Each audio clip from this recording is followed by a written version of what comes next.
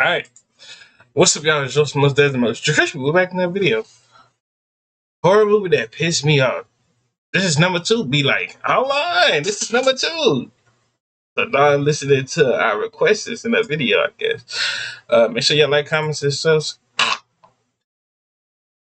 Subscribe. Make sure y'all like and comment, subscribe, bro. Follow our social media gonna pop on the screen. We're on the road to 500, and let's get it on to this video. There are so many cliches within the horror genre. Kids with imaginary friends, false... I forgot. WRMZ. What a time to be. Do he know? Do he chilling with the bees? Do he know my little friend, Lil B? Do he know? Do he shoot some hoops with that dude? Raheem. And do he sip on some lean? Who knows? Jump scares with cats or other animal types, investigating obvious danger noises, and how could I ever forget the young men and women being chased down by the killer and losing all function within their legs. These are the kinds of things that make you fall in love with watching horror movies. But as with everything else in life, ladies and gentlemen, oversaturation is death. And when you combine idiotic characters with janky jump scares and mix it all up into an hour-and-a-half movie slop fest, you get anger. Horror movies that piss me off. Part 2. You all know the deal. These movies I can't stand. And by the end of this video, you probably won't either. But before we get into any of that shit, 50,000. Oh my goodness gracious. This I can't believe 50,000 of you guys bless. Hey, they're gonna be us someday. Hey, shout out to WRMZ. That boy hit 50,000. 50,000. Hit 50,000. Hey. 50,000 subscribers, 50,000 subscribers. That's gonna be us. Me with your time and your likes and your comments. I can't believe this is my life. On a serious note, all I can say is thank you. That's an unbelievable number and a milestone I'm grateful to be able to share with all of you guys. All I can hope for is that you guys keep on enjoying the content, and together we climb even higher. Halfway to 100K, baby. I know we can do it. But y'all didn't come here to hear me cry. Time. You gotta be really quiet. Oh my God. Let's start out with A Quiet Place, because there ain't...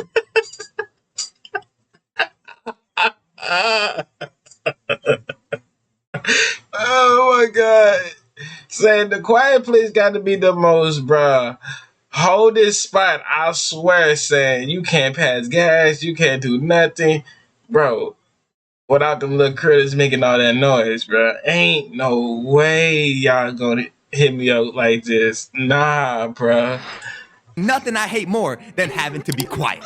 Wait. We start out on day 89. The city is empty. No one is in the streets. No cars are driving. We got this badass little kid running around the store with no shoes on. That's nasty. Anyways, it seems like the whole family took a trip down here. We got Mom Chachino shopping for pills for this dude who's sick. This one over here is deaf. And that same little kid almost gets the whole family slimed out as he drops this spaceship toy. Fortunately, his sister has some spidey senses going off, and Jim Halpert takes the batteries out of this toy, letting us know and little dude know that shit's way too loud. Little dude is clearly upset by this news, so big sister helps him out and gives him the batteryless toy anyways. However, no one in this entire family thought it was a bad idea to leave the batteries in an arm-length distance away from the kid who definitely wants... Yeah, I guess I would have just tried to freaking have them mugs in my pocket. I ain't even gonna hold y'all. Try to make a conjunction with some of them batteries. I would have unscrewed half of the batteries and made some type of form of weapons. They would have called me Electro Man in A Quiet Place. Somehow, some reason, I don't know. That loud ass toy? Of course, dude sneaks him, and now we're walking home, where obviously he loads that spaceship up and begins to blare that shit. It's so over. Anyways, we cut to day 472, where Jim, aka Lee, is doing some research about the creatures that murked his son not 10 seconds ago. We see newspapers telling people to stay silent. We learn that these creatures are blind, and there's at least 3 of them in this area. Lee is trying to make contact via radio to any and all survivors in the area. As Marcus pretends to be Lightning McQueen, this is when we see Evelyn in the cribbo where she's decorating. And this is the type of shit that pisses me off. Why are we getting pregnant in this type of populace and we just lost somebody? Y'all move on too quick. Yeah, this would have hurt my soul. I wouldn't even make no babies after this point, bro. That be the top 10 dumbest thing y'all ever be doing. I don't know why y'all be thinking it's the best time just to make y'all a baby. We just lost one. What you mean? Yeah, we got a little freak on and all that other stuff. I don't care about that. But man, not no little baby no more. We done with those. We done with those. I lost somebody. I lost my little boy. Hey, he didn't even get to touch the football or the court. Or he even finished school. Dang. That boy didn't even have a chance to go through life. He just got smoked up.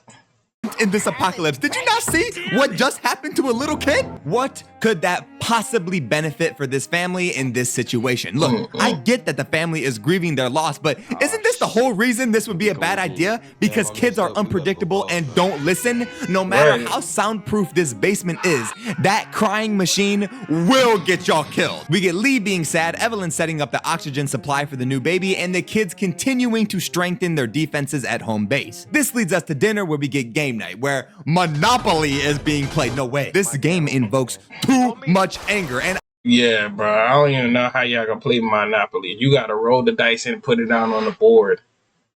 Unless you roll it down the thing and put it on a nice good flat stick, it's still gonna make some noise, regardless. Unless you're throwing it on top of the jacket and stuff like that. Now that's the best way. There's no game you could play with that's not without making noise. That's like sneaking at 3 in the morning trying to get one of them little cakes in the container box, and you gotta make that tick tick just to open a little nice goods this size of cake. Ain't no way. Ain't no way. My mama and my dad was so cruel with them, getting them type of cakes from Walmart. They make all the noise, ka-kink, ka-kink, just to get this size of cake. Like, ain't no way. There's no game out here that's quiet besides Uno. Uno, that's the only play. And I don't know how you gonna say Uno. You better have it on the thing like this.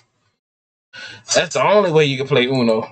Obviously, the same goes for these kids because Bro Chachino knocks over this lantern, causing a fire in the basement. See, this is what I mean about kids. The glass breaking causes the creatures to start tweaking, and the entire family doesn't dare to make a sound. But it was just a raccoon. Later in the night, those same raccoons make one too many squeaks and I'm doing like that? Come on now. This cuss. Nah, come on now. What does the animal gotta do for making noise? I thought you was only going for human. Damn, that poor raccoon was already struggling in life. You already ate him. Long live that raccoon, man. Don't even know that dude's name, but long live that man.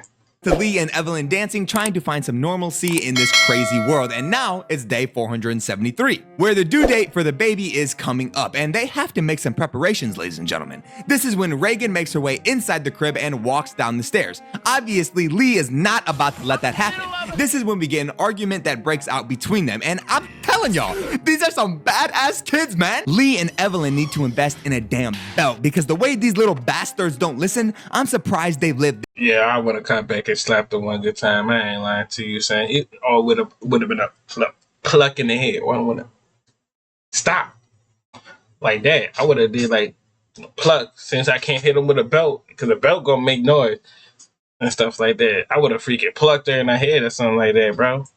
This long. Lee tries to give Reagan her new hearing aid that he's been working on, but she ain't fucking with it. This gets interrupted by Lee and Marcus going on a mission where Marcus does not want to go on. Reagan offers to go in his place, but Jim denies. WRMC, why you did that to Benjamin like that? I promise I'll give you back. I promise.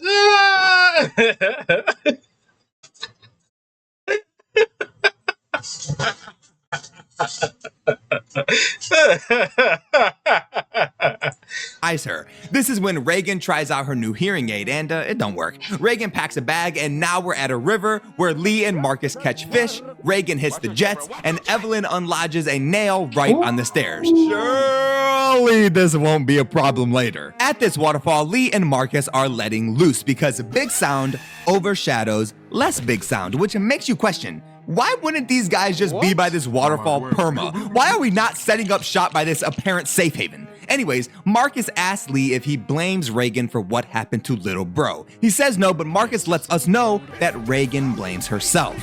Reagan visits his grave, Evelyn silently sobs in his old room, and it's very heartbreaking, to be honest. Until, at his grave, Reagan cuts the audio wires on the spaceship toy, completely removing the possibility of tragedy if that— Yeah, but I ain't lying to you, son. I would've, bro, on everything. If plot armor wasn't real, half of the characters that we love would have been dead right now. That was an option. Why are we not doing that in the first place? ASAP, immediately, nullifying this whole thing. Idiots! On the way back home, the boys run into this old dude who just lost his wife. And with nothing else to live for, Bronino decides it's his time. Still in the old room, Evelyn's baby decides it's feeling a little claustrophobic and her water breaks, and I feel a little cheeky nail in this woman's near future. I must be psychic because, ooh, that's gotta hurt. As Evelyn goes full force on that nail, she drops a picture frame. She signals the emergency lights and they are in the house. A baby on the way, deadly sound creatures in— To this day, how did they get inside the house? To this day, I still want to know. Me went and watched that the whole time. I watched number 1 and 2. How did they get in the house? Somebody can somebody answer that in the comments below? How did they get in the house? Ain't the door supposed to always be locked? What do you mean? How did they can't be that strong now? Unless they got some freaking raptor knowledge and stuff to know how to open doors.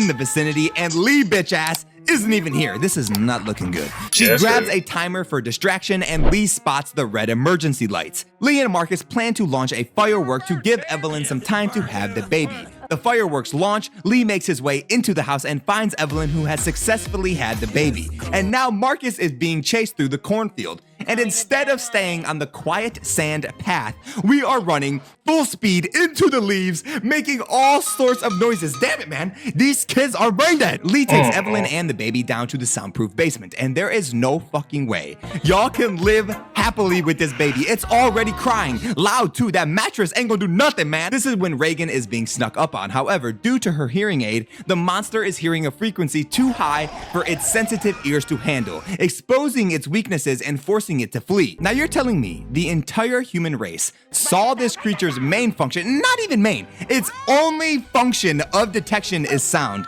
and not a single person said, well, why don't we just crank it up to the max? Man, you put me in this movie with 3 flashbangs and I could 1v1 one of these bitches. See, this is what pisses me off. And do not tell me no one thought of it. I done seen it in The Hulk, Invincible, Stranger Things. This must be a parallel universe where every human is a moron. Anyways, Marcus and Reagan meet up. Lee goes to look for them and the basement starts to flood. All they did in the second movie, all she did just play nothing but sirens. So we were just gonna listen to that. There's all every day 24 hours. Yeah, I ain't lying to you. Not gonna hold you. We could have been bodies like the first thing.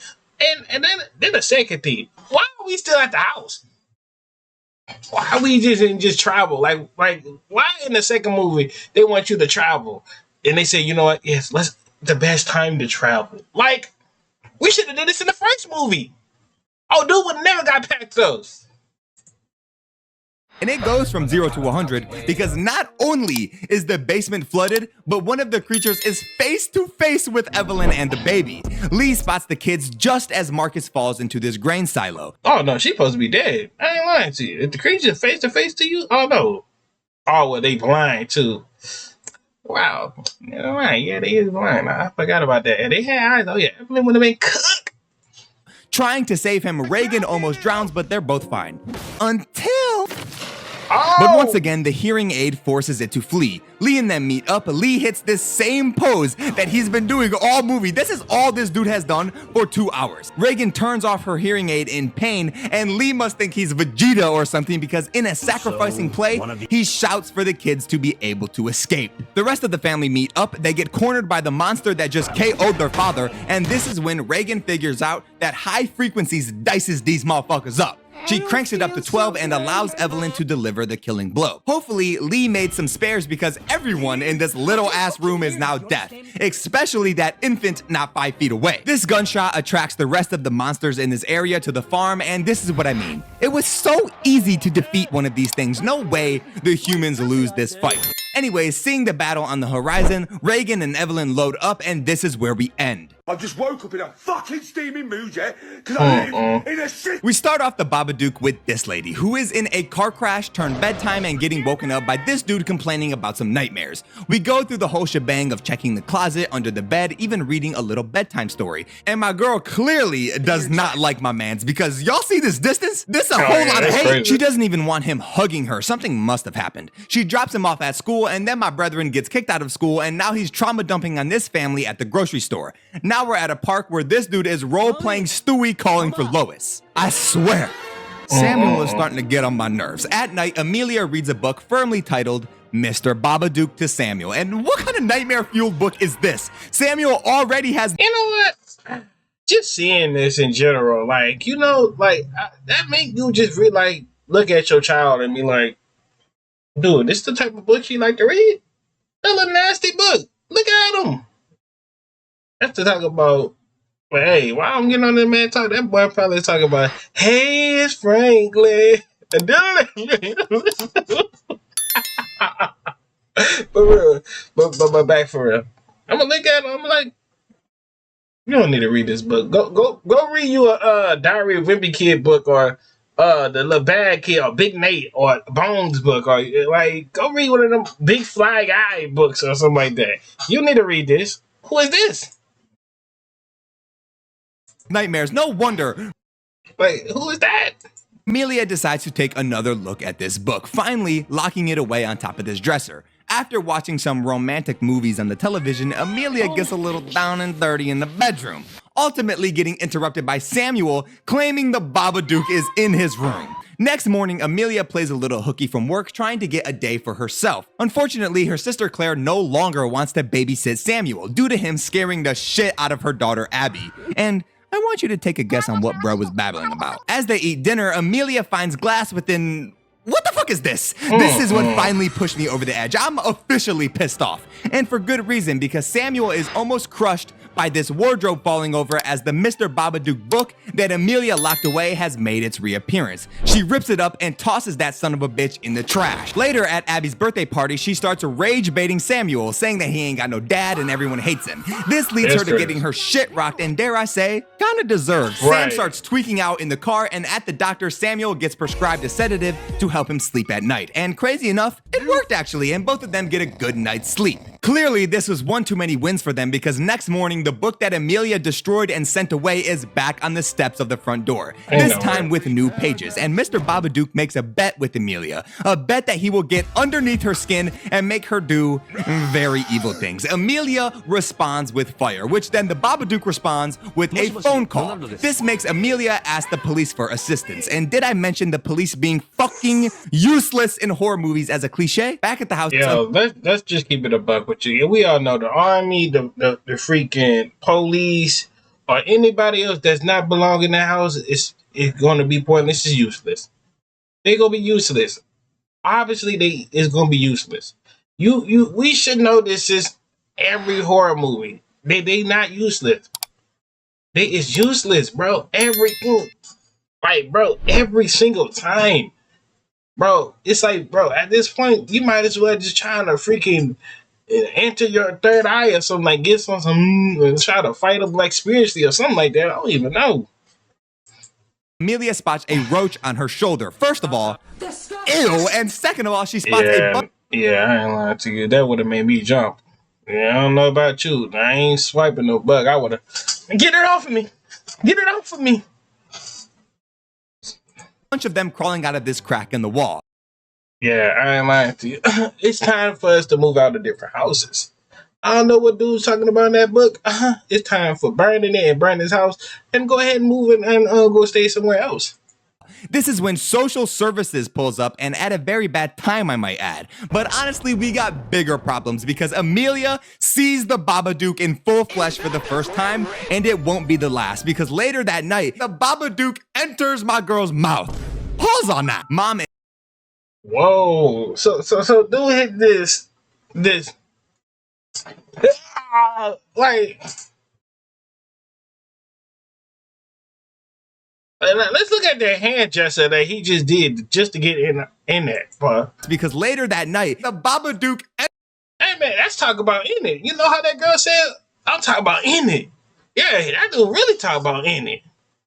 Enters my girl's mouth. Yeah, that good. Pause He got on that. that. Mom is Right. sick and tired and agitated, literally telling Sam to go eat shit.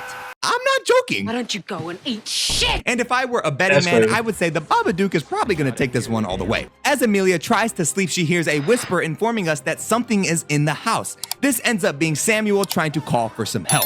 Amelia does not take this disrespect lightly and cuts the phone lines with a knife. And that's not the only thing she intends to use the knife for. Now we're in Dreamland where Amelia finds her dead husband, but I think we all know who this is. Amelia tries to run, but it looks like the bets are in and the Babadook won.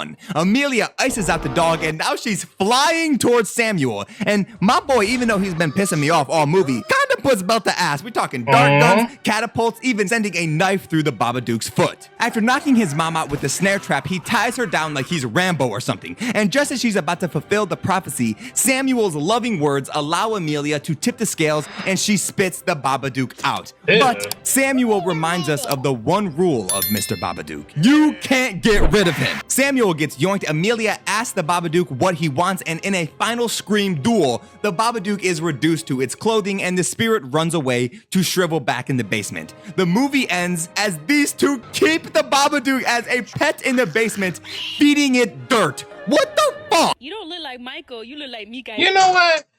And that type of stuff in movies, see, that's why us black people would never be in no type of movies. Cause ain't no way that would have been us.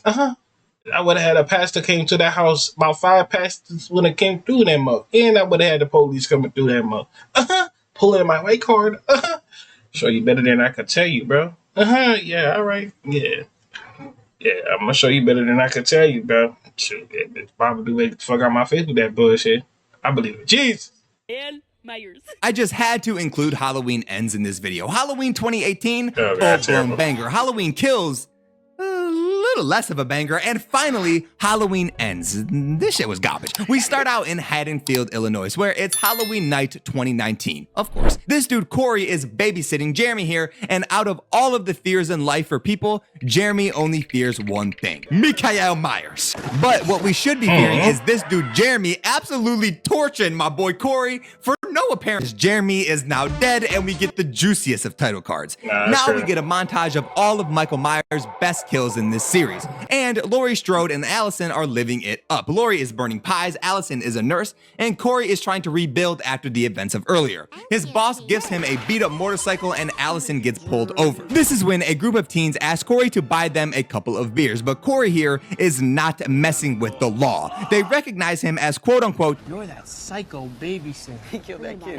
now, in this title that you just gave this man, why would you start messing with him? He's accused of a murder. I hope Michael Myers kills these people first. Laurie will Right. do for now. As they slash the bully's tires, they head to the doctor's where Corey and Allison trade flirtation. With Allison taking the first leap and asking my brethren out on a date. Oh my god. Now we're at a Halloween party where we get dancing and photos and people trying to get me demonetized, damn it. But this is the least of our problems because Jeremy's mom is there and she is not happy. Allison tries to help him out, but it's a short-lived good time, and things only get worse as the bullies pull up on Corey and throw him off a bridge.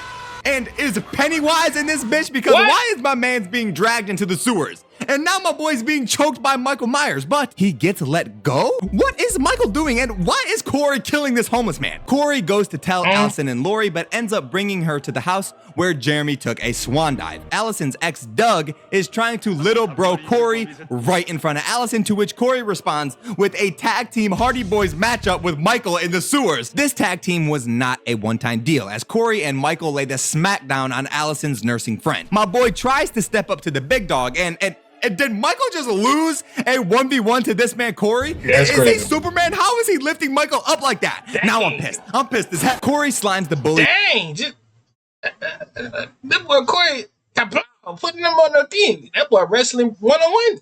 Out as well as the radio station guy, and he tries to kill Laurie Strode, but obviously that don't work. Then Michael Myers comes to finish the job, snapping Corey's neck. Laurie and Michael fight, and Michael Myers gets crushed, and we end off with another classic speech from Laurie. A whole Halloween movie, and Michael Myers was in it for like 10 minutes. Man, fuck this shit. Overall, I don't often Oh yeah, enjoy the video. Make sure y'all like, comment, subscribe. We're gonna roll to 500. Man, and also I'm about to have some lights coming in Thursday, so yay. Got some lights in the background so y'all don't see nothing but darkness. Yay. On the road to 500 and I'm out.